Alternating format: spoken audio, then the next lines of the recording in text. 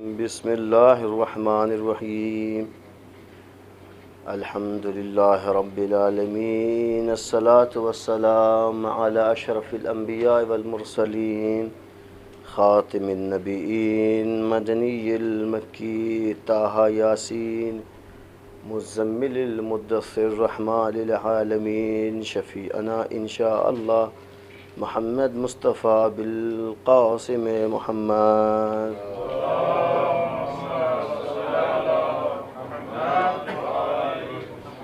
وآلہ الطیبین الطاہرین المعصومین ولعنۃ اللہ علی اعدائہم اجمعین من لیلنا ھذا الی قیام یوم الدین آمین یا رب العالمین اما بعد فقد قال اللہ سبحانہ وتعالی فی قرآن المجید وہو اصدق الصادقین وقولہ الحق بالحق بسم اللہ الرحمن الرحیم وبرا بوالدیہ ولم یکن جبارا عصیا صلوات علی محمد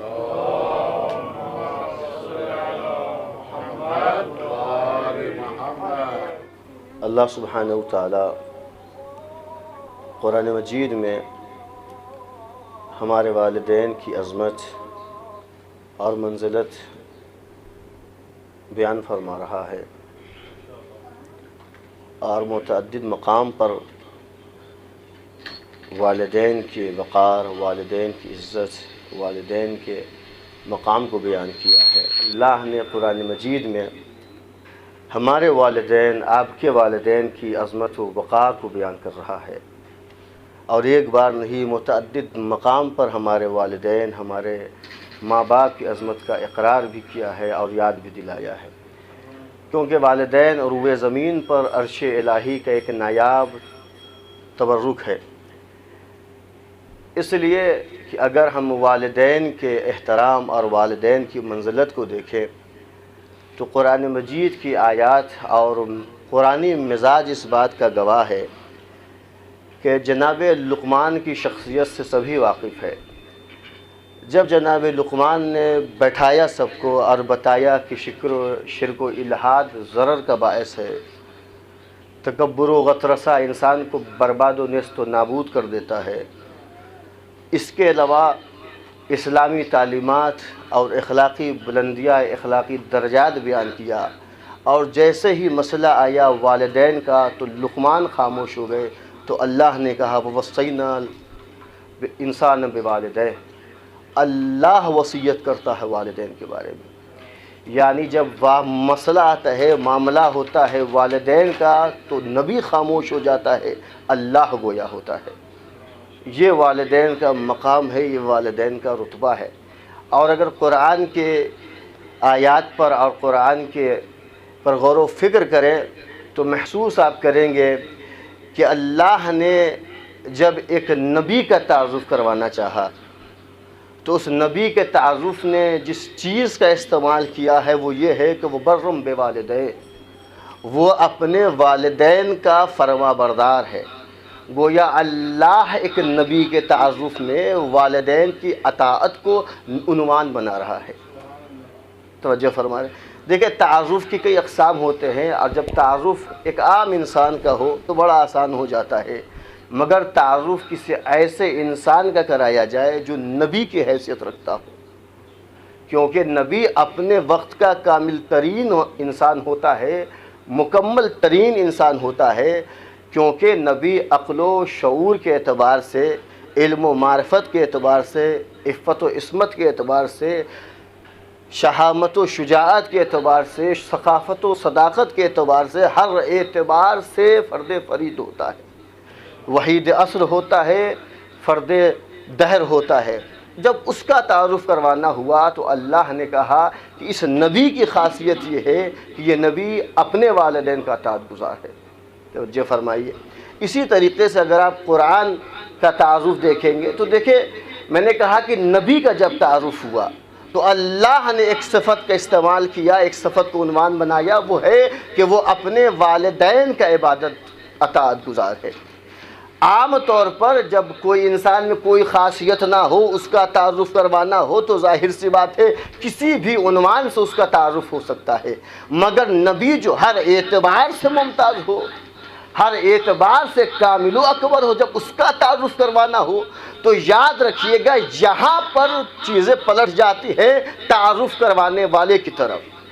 اگر تعارف کروانے والے کے پاس جو صفت سب سے زیادہ محبوب ہوتی ہے تعارف اسی عنوان سے کرواتا ہے۔ اللہ نے جب جناب یحییٰ کا تعارف کروایا تو صفت اطاعت والدین اللہ کے نزدیک بہت زیادہ محبوب تھی، تو اللہ نے کہا یہ اپنے والدین کا اطاعت گزار ہے۔ اللہ نے ایک نبی کا تعارف کروایا ہے تو کہا کہ وہ اپنے والدین کا اطاعت گزار ہے۔ اسی طریقے سے جب آپ قرآن کی تلاوت کریں گے تو اللہ نے ہر اس مقام پر جہاں پر اپنی عبادت کا تذکرہ کیا ہے اور اپنی الوہیت کو یاد دلایا ہے وہاں پر کہا ہے کہ اپنے والدین کو یاد رکھو۔ وَقَضَىٰ رَبُّكَ أَن لَّا تَعْبُدُوا إِلَّا إِيَّاهُ، اللہ نے کہا ہے کہ کسی کی پیروی نہ کرنا، کسی کی عبادت نہ کرنا، کسی کی پرستش نہ کرنا سوائے اس کے کہ میری پرستش ہو۔ یہاں پر اللہ نے کہا ہے کہ میری عبادت کرنا۔ آگے اللہ ارشاد فرماتا ہے اور اپنے والدین کے ساتھ حسن سلوک کرو۔ اس کا مطلب یہ ہوا کہ اللہ اپنی عبادت کے ساتھ والدین کی اطاعت کو لازم قرار دیتا ہے۔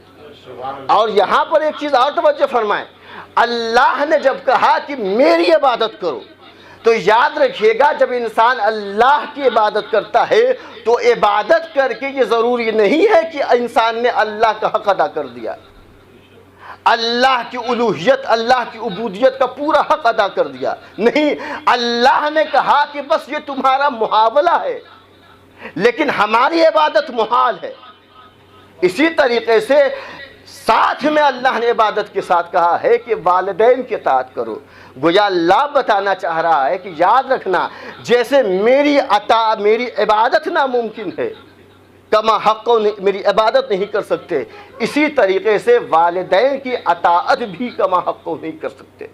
لیکن ہمارا آپ کیا ہیں، ضعیفی میں، ان کے بڑھاپے میں ذرا سا ان کے ہم سہارا کیا بن جاتے ہیں، دنیا میں ہم بتانا شروع کر دیتے ہیں کہ ہم اپنے والدین کی بہت زیادہ خدمت کرتے ہیں، اور ذرا سا اللہ نے ہمیں ترقی کیا دے دی، ہم والدین کو اپنے سے پست اور ذلیل سمجھنے لگتے ہیں۔ یہ میرا مشاہدہ ہے جو میں بیان کر رہا ہوں۔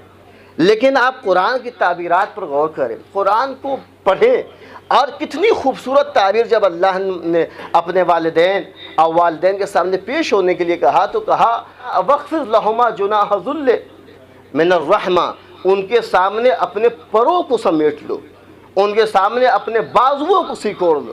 آپ توجہ فرمائیں، قرآن مجید کی اس تعبیر پر غور کریں۔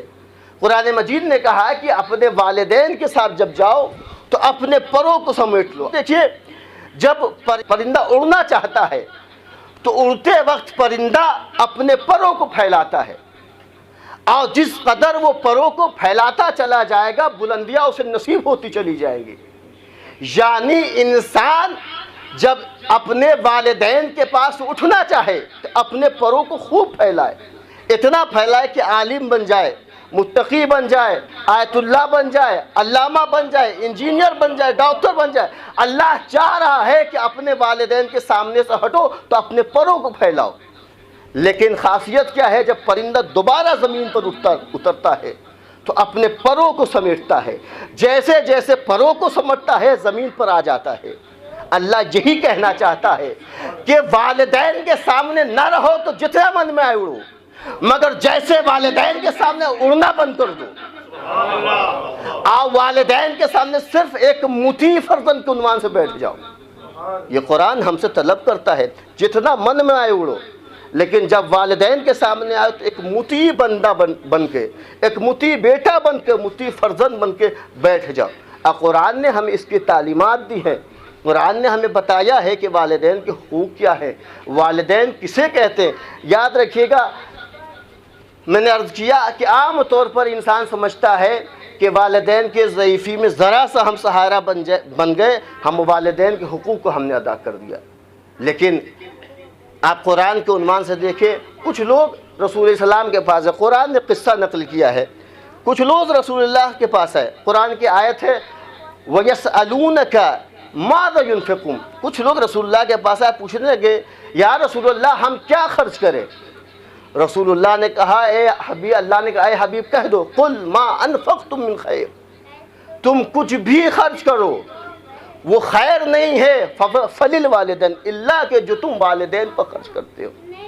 گویا کہ انسان جتنا بھی خرچ کر لے، جتنی بھی شان و شوکت، جھوٹی شان و شوکت پیسہ خرچ کر کے حاصل کر لے، مگر یہ پیسہ، یہ تمہاری دولت اگر والدین کے کام نہیں آنے والی ہے تو یاد رکھیے گا کہ اللہ کے نزدیک یہ تمہارا کمایا ہوا، یہ تمہارا انفاق کیا ہوا پیسہ کسی بھی کام میں نہیں آنے والا ہے، اور اللہ کے نزدیک وہی محبوب ہے۔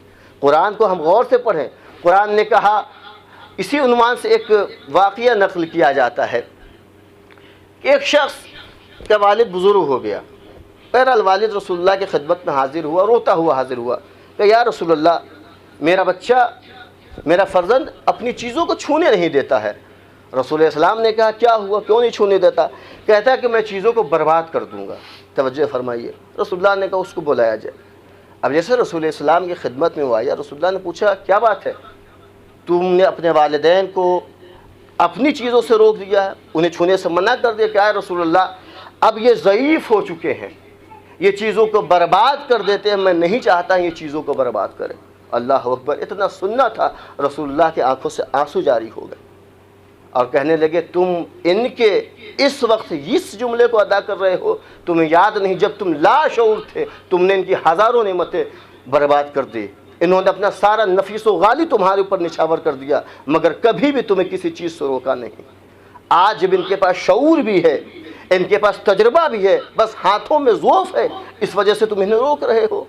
اس کے بعد رسول السلام نے ایک حدیث فرمائے، وہ کہا انت و مالک لابیک، تم اور تمہارا مال سب کچھ سب تیرے باپ کے لیے ہے۔ اللہ اکبر، یہ رسول السلام ہمیں بتانا چاہتے ہیں کہ والدین کے عنوان سے کتنا محتاط رہنا چاہیے۔ اور میں نے کہا کہ قرآنی عنوان کو دیکھے، لقمان کو روک دیا ہے اور خود بتایا ہے کہ میں وصیت کرتا ہوں والدین کے ساتھ نیک سلوک کرنا ہے۔ اس کے بعد میں نے عرض کیا کہ اللہ نے ہر عنوان سے اپنے ساتھ والدین کا تذکرہ کیا ہے۔ قرآن کی آیت ہے ان اشکر لی ولوالدی، اپنا میرا شکریہ ادا کرو اور والدین کا شکریہ ادا کرو۔ اللہ کا شکریہ ادا کیسے کر سکتا ہے انسان اللہ کا شکریہ کیسے ادا کر سکتا ہے؟ شکریہ کا انسان تصور کب کرتا ہے؟ مثلا ایک آدمی نے مجھے کوئی چیز دے دی اور اس کا ہم نے مقابل میں شکریہ ادا کر دیا، مگر وہ شکریہ ادا کیسے کر سکتا ہے جس کے لیے قرآن نے خود کہا ہے وَإِن تَعُدُّوا نِعْمَتَ اللَّهِ لَا تُحْصُوهَا، تم اللہ کی نعمتوں کا شکریہ ادا کرنا چاہو گے پھر بھی تم اللہ کی نعمتوں کا شکریہ ادا نہیں کر سکتے ہو۔ عام طور پر اگر دیکھا جائے تو انسان اللہ کا شکریہ ادا نہیں کر سکتا، عقل انسان پریشان ہے کہ آخر انسان اللہ کا شکریہ ادا کیسے کرے۔ تو قرآن کی دوسری آیت ہے جس میں اللہ ارشاد فرماتا ہے فَاعْبُدْ وَكُنْ مِنَ الشَّاكِرِينَ، تم میری عبادت کرو شاکرین بندوں میں سے ہو جاؤ گے۔ پتہ چلا کہ اللہ کی عبادت انسان کو شاکر بندہ بنا دیتی ہے۔ توجہ فرمائیں، اب یہ شکریہ اسی وقت ادا ہو سکتا ہے جب انسان اللہ کی عبادت کرے۔ اب انسان کو اللہ نے کہا کہ عبادت کرو، مگر انسان کتنی عبادت کرتا ہے؟ اللہ نے کہا عبادت کرو شاگرد بندے بن جاؤ گے، مگر انسان کتنی عبادت کرتا ہے؟ حقیقت بتائیں، اگر اللہ نے ہمیں 5 نمازیں واجب قرار دے دی ہیں، ان 5 نمازوں میں بھی ہمارے بہانے خدا کی پناہ، اگر اللہ خود آ کے پوچھ لے نماز صبح کیوں نہیں پڑھی تم نے، تو انسان کہتا ہوا نظر آئے گا تیرے پاس تو نیند اور اونگھائی کا کوئی چانس نہیں ہے، تیرے پاس اس کا کوئی تصور نہیں ہے، لہذا تجھے کیا پتہ نیند کا مزہ کیا ہوتا ہے؟ ہمیں معلوم ہے نیند کا مزہ کیا ہوتا ہے۔ تو یہ انسان اللہ کو یہ جواب دے، پھر آگے پوچھ لیا چلو ٹھیک ہے نماز صبح نہیں پڑھی، سو گئے تھے، نماز ظہر ہے ظہرین کیوں نہیں پڑھی؟ کہا کہ تیرے پاس نہ اولاد ہے نہ تیرے پاس بال بچے ہیں، تو کیا کرے گا کما کے؟ میں دن بھر محنت کرتا ہوں، تھک جاتا ہوں، مشغول رہتا ہوں، میں تیری عبادت نہیں کر سکتا اس وقت۔ چلو اپنے بچوں کے پاس پیٹ پالنے میں، آذوقِ حیات میں، رزق میں تم دن بھر غائب رہے، مغرب کی نماز پڑھ لیتے، یہ انسان اتنا بڑا بہانے باز ہے، ہیلا باز ہے کہ کہتا ہوا نظر آئے گا کہ تجھے تھکان تو ہوتی نہیں ہے، میں تھکا آتا ہوں سو جاتا ہوں۔ توجہ فرمائیں، یہ انسان کے بہانے بازی ہیں، اور اللہ جواب کیسے دے گا؟ اگر اللہ نے کہا فعبد، تمہیں عبادت کرنی ہے، تو اللہ پوچھ سکتا ہے کہ عبادت کر، تو انسان کے پاس اتنے بہانے ہیں، اب اللہ اسے کیسے جواب دے گا؟ تو یاد رکھیے گا، جس طریقے سے اللہ دنیا میں نہیں ظاہر ہوا تھا، آخرت میں بھی نہیں ظاہر ہوگا۔ دنیا میں جن کو بھیجا تھا کہ میری معرفت کرائے گا، آخرت میں بھی انہیں سامنے کر دے گا، یہ میری طرف سے جواب دے گا۔ اب یاد رکھیے گا، جو آخرت میں بندوں کی حجتوں کا جواب دے اسے ہی حجت خدا کہتے ہیں۔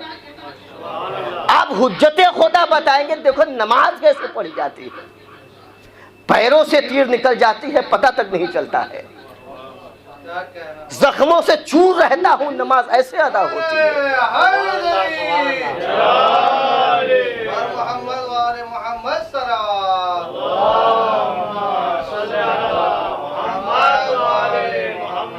تو یہ اللہ نے بتایا ہے کہ عبادت ایسے کی جاتی ہے، اور اہل بیت علیہ السلام نے اس بہانے کو دور کیا ہے۔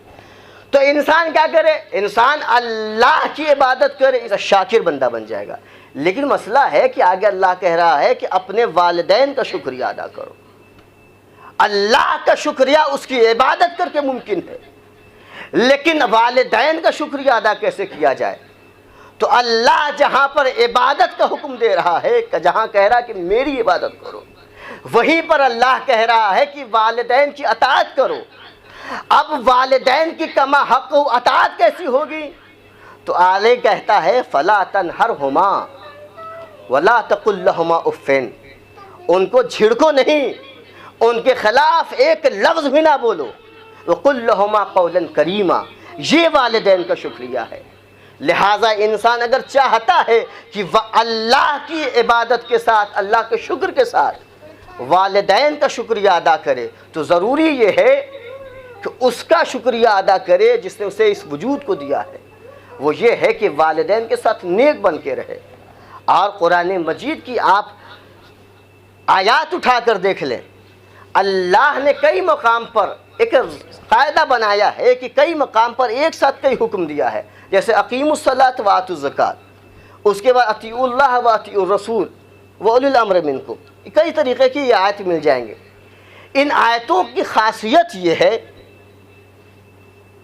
کہ انسان اگر نماز پڑھے، زکوٰۃ چھوڑ دے، اللہ کی اطاعت کرے، رسول کی اطاعت چھوڑ دے، تو کیا اللہ اسے قبول کر لے گا؟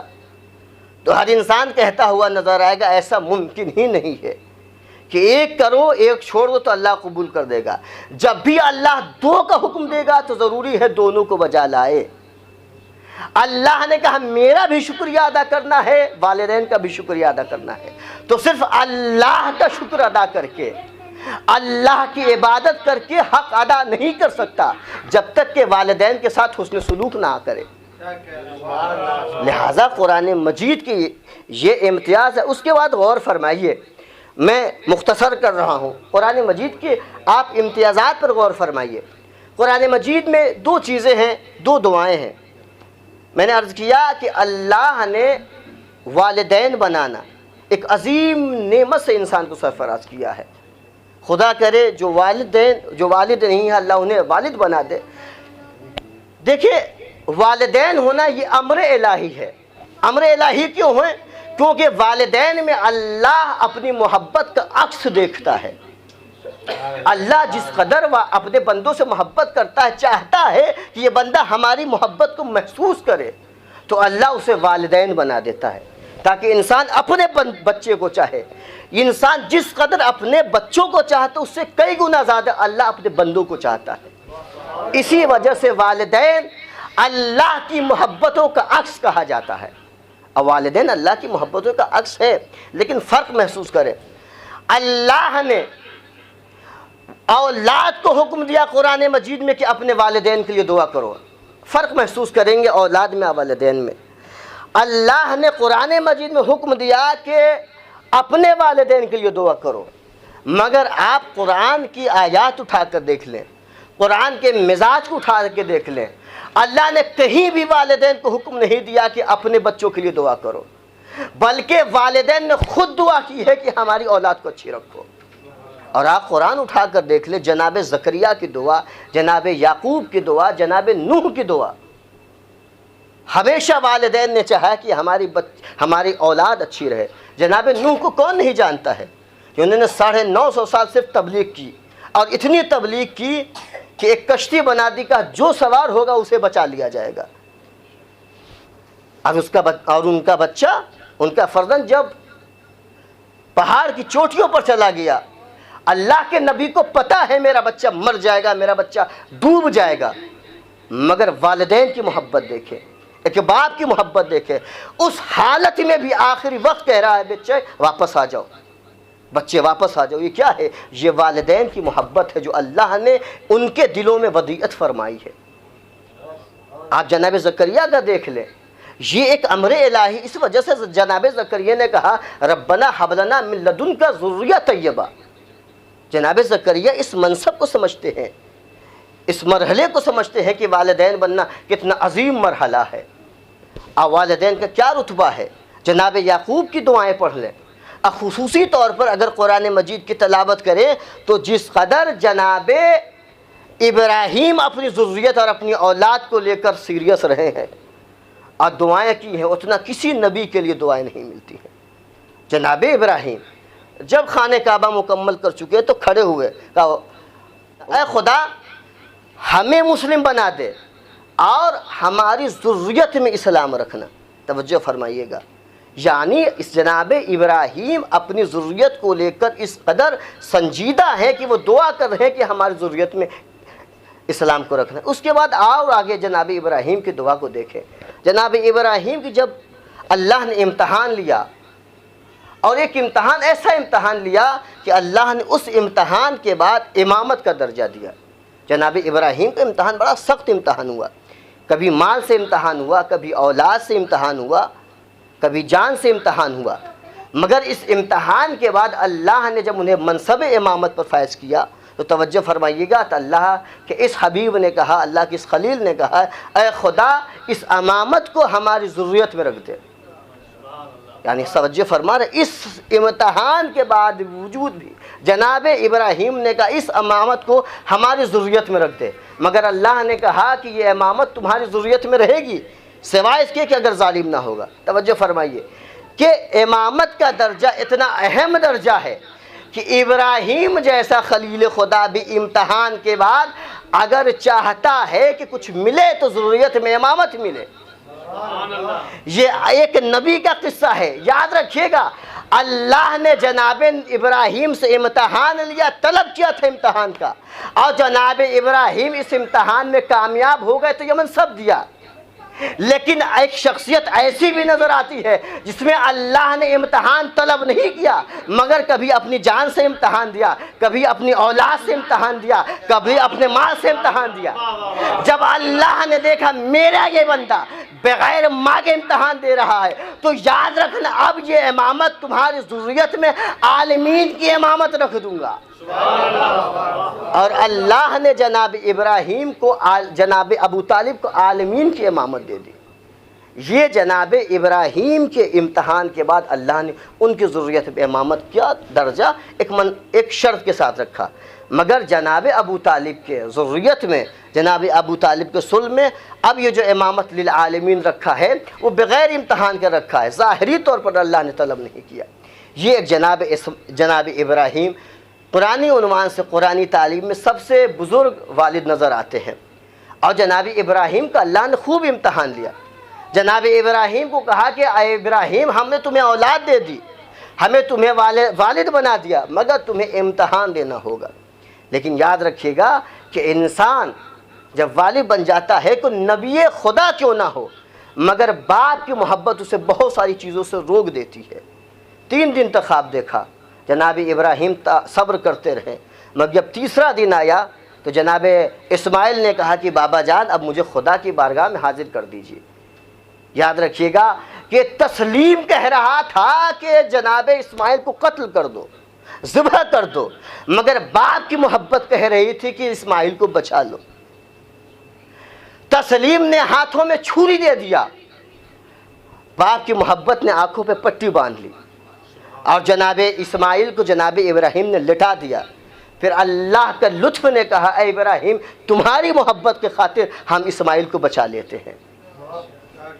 یہ جناب اسماعیل کے ساتھ لطف کیا، مگر جناب ابراہیم کو یاد دلایا کہ یاد رکھنا ابراہیم، یہ تمہارے منصب کی بات تھی کہ تم ایک نبی تھے، خلیل تھے، جب ہم نے تم سے ایک بچے کی قربانی مانگی تو تم نے بڑا تأمل کیا، مگر آؤ ہم کربلا کے میدان میں تمہیں دکھاتے ہیں کہ کیسے باپ ہوتے ہیں، کیسے والدین ہوتے ہیں۔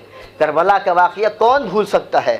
حسین جس کے پاس علی اکبر جیسا جوان تھا، جس کے پاس کچھ نہیں تھا، اگر اللہ سے مانگا تھا تو یہی کہا تھا اے خدا ہم ایک علی اکبر جیسا بیٹا دے دے، تاکہ جب ہم رسول کی زیارت کرنا چاہیں تو علی اکبر کو دیکھ لیں۔ جب وہ بچہ، جب وہ جوان اپنے اس والد سے رخصت ہو کے کربلا کے میدان میں جاتا ہے تو روایت بتاتی ہے جناب علی اکبر نے اپنے گھوڑے کو جب ایڑ لگائی اور مقتل کی طرف روانہ ہوئے ہیں تو روایت ملتا ہے کہ جناب علی اکبر نے محسوس کیا کہ ان کے پیچھے پیچھے دور تک چلے گئے، دیکھا کہ کسی کے چلنے کی آواز آ رہی، گرنے کی آواز آ رہی ہے۔ جناب علی اکبر رکے، اترنے کے بعد دیکھا کہ ضعیف باپ دھیرے دھیرے چلا رہا ہے۔ اللہ اکبر، توجہ فرمائیے امام حسین نے اپنی محبت کو کیسے روکا۔ جناب علی اکبر کے سامنے گئے، کہا اے بیٹا علی اکبر میں آخری بار تیرا دیدار کرنے آیا ہوں۔ علی اکبر نے کہا بابا رخصت تو کر چکے تھے، میرا دیدار کر چکے تھے، اب ہمیں رخصت ہی دے دیجئے۔ جناب علی اکبر کے اس جملے کے بعد کہا اے بیٹا کاش تم صاحب اولاد ہوتے، تمہیں معلوم ہوتا کہ باپ کی محبت، بیٹے کی محبت باپ کے دل میں کتنا ہوتی ہے۔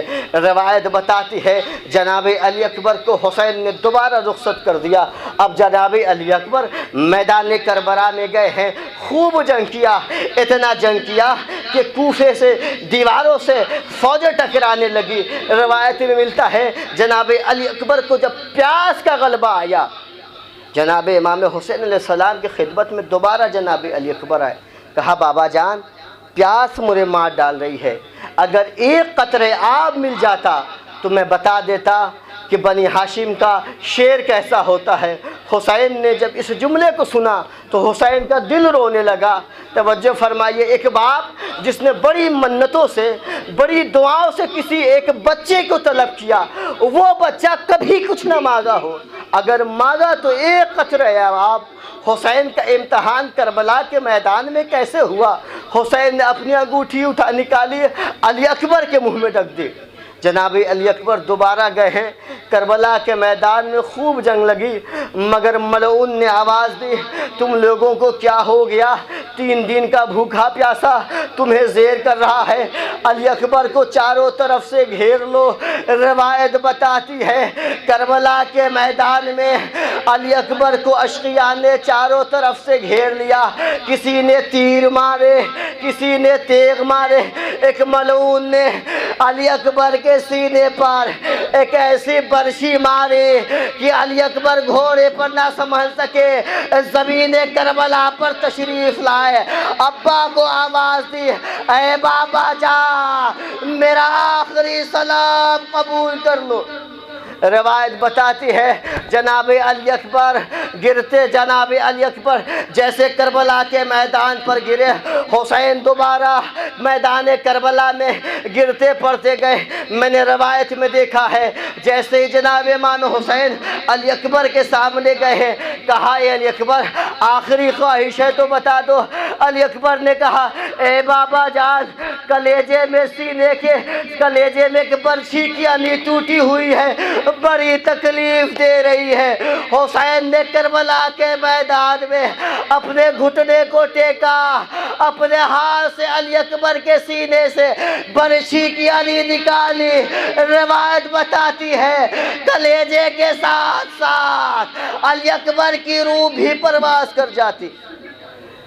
اللہ اکبر، علی اکبر اس دنیا سے رخصت ہو جاتے ہیں، مگر ایک شاعر نے کہا ہے کہ نعرے پائے اکبر ہٹ گئی ہے دور تک مٹی، زمین مقتل کی کہتی ہے کہ دم نکلا ہے مشکل سے۔ علی اکبر کی روح قفص عنصری سے پرواز کر گئی۔ حسین چاہتے ہیں کہ علی اکبر کو خیمے میں لے جائے، مگر ضعیف باپ کب تک اٹھاتا، علی اکبر کی لاش نہ اٹھا سکے۔ مجھے معلوم نہیں کیسے علی اکبر کی لاش کربلا کے میدان سے خیمے تک گئی، مگر میں نے ایک ذاکر سے سنا ہے کہ جیسے ہی امام حسین علیہ السلام جناب علی اکبر کی لاش جا کر خیمے میں رکھا ہے اور کہا ہے اے زینب تمہارا علی اکبر آ گیا ہے، روایت بتاتی ہے اب جیسے اس خبر کو سنا زینب نے آواز دی اے اماں کی کنیز فضہ لیلا کو بلاؤ، آج لیلا کے حوالے علی اکبر کو کرنا ہے۔ جناب فضہ گئی مگر واپس نہیں آئی۔ کچھ دیر بعد جناب زینب نے ام کلثوم کو بھیجا، اے بہن زینب جا کر بھابھی کو بلا لاؤ۔ ام کلثوم بھی واپس نہیں آئے۔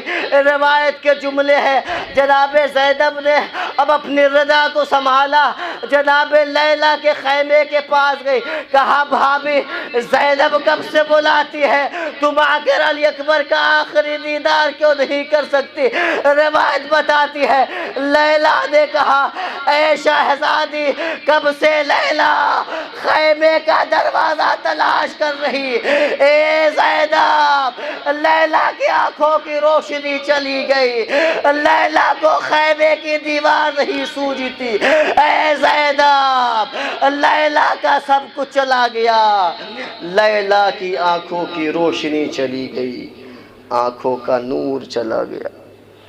وَسَيَعْلَمُ الَّذِينَ ظَلَمُوا أَيُّ مُنقَلِبٍ لعنت اللہ علی قوم الظالمین، لعنت اللہ علی قوم الظالمین۔ یا رب الحسین محق الحسین اشفِ صدر الحسین بظہور الحجہ، یا رب الحسین محق الحسین اشفِ صدر الحسین بظہور الحجہ، یا رب الحسین محق الحسین اشفِ صدر الحسین بظہور الحجہ۔ یا اللہ یا اللہ یا اللہ یا اللہ، تجھے واسطہ محمد وآل محمد کی عظمت و طہارت کی عزت و آبرو کا، ہمارے گناہوں کو بخش دے، ہمارے والدین کے گناہوں کو بخش دے، ہمارا عز و قربا احباب کے گناہوں کو بخش دے۔ یا اللہ جس مرحوم کے لیے مجلس برپا کی گئی، یا اللہ ان کے گناہوں کو بخش دے، ان کے درجات کو بلند فرما، محمد وآل محمد کو ان کا مددگار فرما۔ یا اللہ ہم پریشان حال ہمارا پریشانی کو دور کر دے، یا اللہ مقروض ہمارے قرضوں کو ادا کر دے، یا اللہ جو لوگ بے اولاد ہوں ان کو اولاد نگینہ عنایت فرما۔ یا اللہ کوئی پرسان حال نہیں ہے، مظلوم ہو چکے ہیں، پریشان ہے، یا اللہ بہتر یہ ہے کہ امام زمانہ کے ظہور میں تعجیل فرما اور ہم کو ان کو اعوان انسان میں شمار فرما۔ وتقبل منا انک